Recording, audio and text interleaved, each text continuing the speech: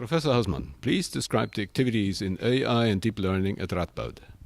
So yeah, we've been working on AI for since 2014, and one of the early adopters of artificial intelligence, or let's say specifically deep learning. So we realized its big potential right then, and starting to develop deep learning and research the deep learning on many topics. So prostate, something that I've presented here today at a meeting, but also breast, brain, eye diseases, and digital pathology. They are all kind of big topics that we're currently exploring. Please differentiate between those approaches that you've also described, such as radiomics, computer-aided diagnostics, and more. So for me, artificial intelligence is a collection of kind of main topics, and I introduced them like computer-aided diagnosis, radiomics, and deep learning. And there's some sort of ranking. So computer-aided diagnosis, you could say, is the simplest form. It uses handcrafted features. So we think we know exactly what you need to look at in the images, and we program that, and then we use a training algorithm to learn from those features.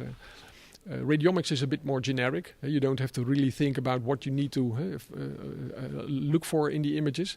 There's a whole scala of features, and radiomics comes with selection algorithms, so that can help automatically target kind of a generic algorithm to find a particular pattern. And I think deep learning is even better in that respect, because it doesn't need any features at all. It will learn all the features. It learns the features, it learns the classifier, and that in a way it's the most generic method of all. But it's also, and that's the problem, it's the biggest. It's a very big thing. Statistically, it has many parameters. I've been talking about 100 million parameters. That's a lot of parameters. Radiomics has maybe thousands of parameters, and then maybe CAD has tens of parameters. So the number of parameters make it into a more or less statistical complex problem. CAD is simpler. So if you have little data, then it's easier to do CAD, because you have less data, less parameters to train. But if you have a lot of data, like deep learning, then deep learning can benefit, because it has that capability of finding stuff that you are not normally are able to see. And then, but it's a lot of data. So that data and algorithms make for choices here.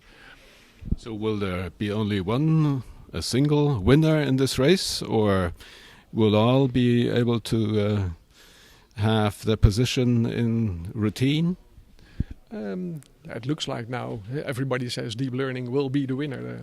But I think for problems that have little data at the moment, I think CAD, computer-aided diagnosis, or radiomics are a better choice. If you really have a lot of images, then deep learning is probably better.